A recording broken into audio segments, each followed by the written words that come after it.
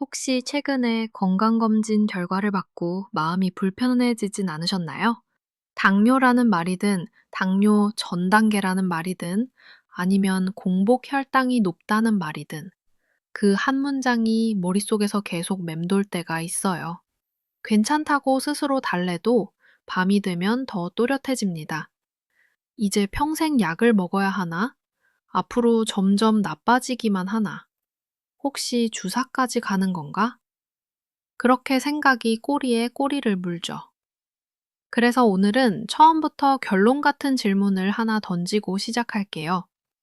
지금이 초기 단계라면, 췌장이 아직 어느 정도 힘을 가지고 있다면, 생활 습관을 제대로 바꾸는 것만으로도 혈당이 정상 범위에 가까워질 가능성이 있다는 사실을 알고 계셨나요?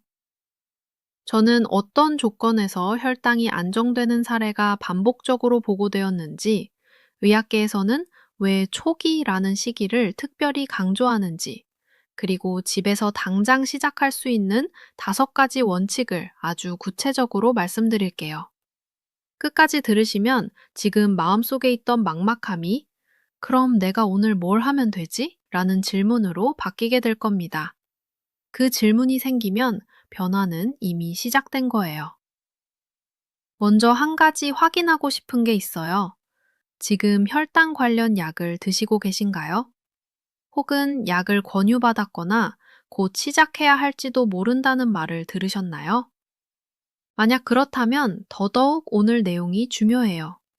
왜냐하면 약을 먹느냐 안 먹느냐의 문제가 아니라 약을 먹더라도 몸의 환경을 바꾸지 않으면 췌장은 계속 과로할 수 있고 반대로 몸의 환경을 바꾸면 약의 의존도를 낮추는 방향으로 갈 수 있는 여지가 생길 수도 있기 때문이에요. 다시 말해 오늘의 목표는 약을 끊자가 아니라 췌장을 덜 지치게 하자예요.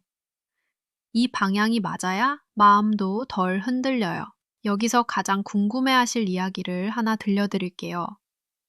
60대 중반에 한 분이 계셨어요. 진단을 받고 약을 시작했는데도 혈당이 들쭉날쭉하니 불안했대요. 처음에는 약 한 가지로 시작했는데 시간이 지나면서 용량이 늘고 또 다른 약이 추가되고 그러다 보니 마음속에 이런 생각이 자리 잡더래요. 나는 결국 점점 더 세게 가는구나. 그러던 어느 날 진료실에서 묻습니다. 나는 이제 평생 약을 먹어야 하지요. 나중엔 주사까지 가겠지요. 친구가 오래 당뇨였는데 결국 주사를 맞더라고요. 나도 그렇게 되는 걸까요? 그때 그분에게 중요한 건 혈당 숫자만이 아니었어요. 지금 췌장이 어느 정도 일할 수 있는지, 인슐린을 만들어내는 힘이 얼마나 남아있는지, 그런 정보가 함께 필요했어요. 검사와 상담을 통해 아직 남아있는 여력이 있다는 판단이 나왔고, 그때부터 방향이 달라졌어요. 약만 의지하는 것이 아니라 췌장을 쉬게 하는 생활로 바꾼 거예요. 밥을 줄이는 방식도, 공복 시간을 만드는 방식도, 운동을 하는 방식도, 잠을 다루는 방식도요. 그렇게 몇 달이 지나자 공복 혈당이 안정되고 당화 혈색소가 내려가고 무엇보다 본인이 이렇게 말하더래요. 이제는 내가 내 몸의 핸들을 다시 잡는 느낌이에요. 저는 이 말이 정말 중요하다고 생각해요. 내 몸의 핸들을 잡는 느낌이 생기면 사람은 흔들려도 다시 돌아오죠. 그게 지속 가능성입니다. 반대로 이런 분도 있어요. 이건 더 가슴이 아픈 이야기예요. 진단받은 뒤 오랜 시간 동안 약만 드시고 생활은 그대로였던 분이에요. 병원에서는 식사 조절하고 운동하라고 했지만 마음속으로는 약 먹으면 되는 거 아니야? 라고 생각하셨대요. 그러다 어느 날 약이 2가지가 되고 3가지가 되고 어느 순간 주사 이야기가 나오고 나서야 뒤늦게 두려움이 커진 거죠. 그때쯤 검사를 해보면 췌장의 여력이 예전보다 많이 줄어든 경우가 있어요. 이 이야기를 드리는 이유는 겁주려고가 아니에요. 부모님께 시간의 가치를 알려드리려는 겁니다. 초기라는 말은 두려운 말이 아니라 아직 선택지가 남아있다는 말일 수 있어요. 그래서 저는 오늘 지금을 강조할게요. 그럼 도대체 췌장은 어디에 있고 무슨 일을 하길래 이렇게 중요한 걸까요? 췌장은 위 뒤쪽 깊은 곳에 조용히 자리합니다. 크기도 손바닥만 하고 무게도 아주 크지 않은 편이에요.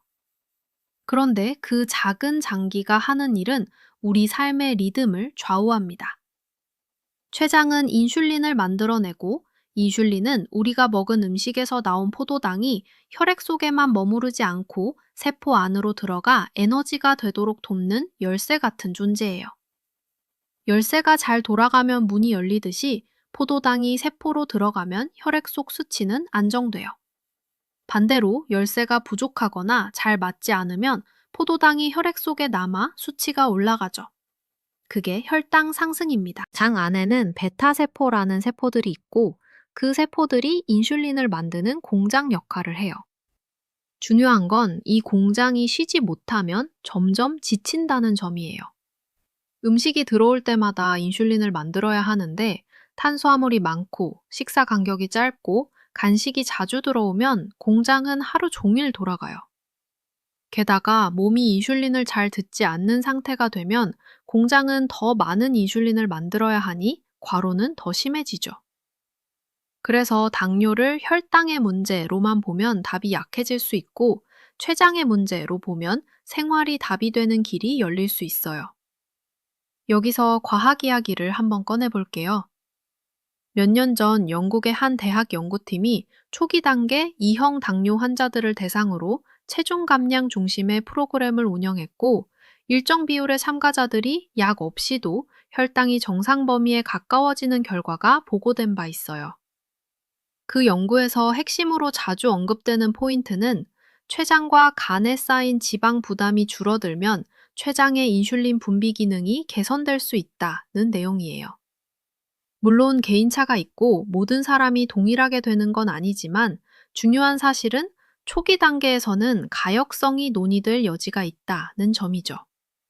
다시 말해 아직 췌장이 완전히 꺼진 상태가 아니라면 눌려있던 기능이 다시 살아 움직일 수 있는 가능성이 있다는 거예요. 저는 이 이야기가 부모님께 희망의 근거가 되길 바랍니다. 막연한 희망이 아니라 관찰과 보고가 쌓인 희망이요.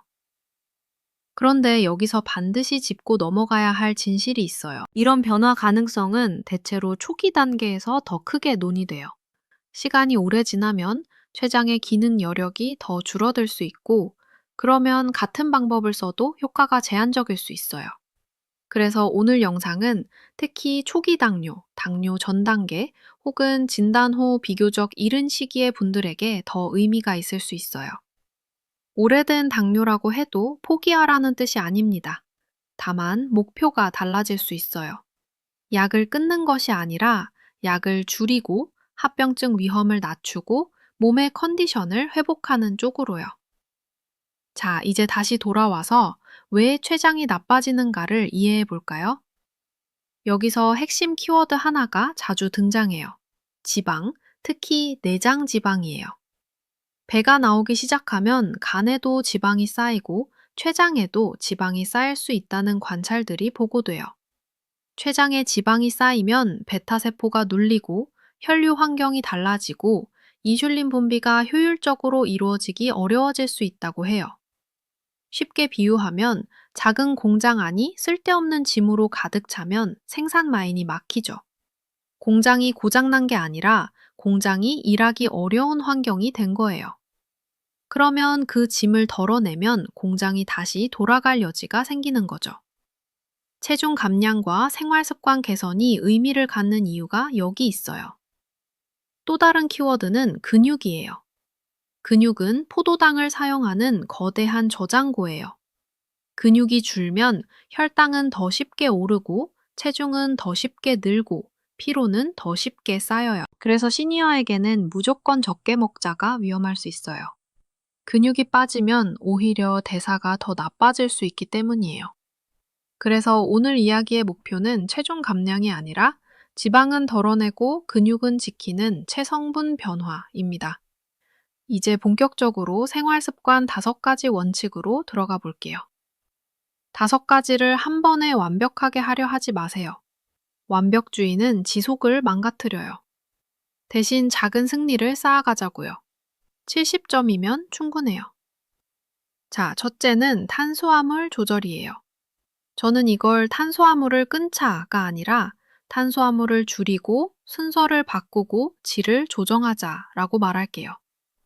탄수화물 조절에서 가장 중요한 것은 대체 음식과 식사 설계예요. 예를 들어 아침에 밥과 국, 김치만으로 끝내던 식사라면 그날 오전 내내 혈당이 흔들릴 수 있어요. 단백질이 부족하면 더 배고프고 달콤한 간식이 더 땡기고 점심에 더 많이 먹게 될 수도 있죠. 그래서 아침에는 특히 단백질을 먼저 챙기세요. 달걀, 두부, 생선, 그릭 요거트처럼 단백질이 도움이 될 수 있어요. 물론 요거트를 고를 때는 당이 들어간 제품을 조심해야 해요. 달지 않은 것으로요. 그리고 채소를 조금이라도 함께 드세요. 아침에 채소가 어렵다면 점심과 저녁에 더 보충해 주세요. 점심은 외식이 많을 수 있어요.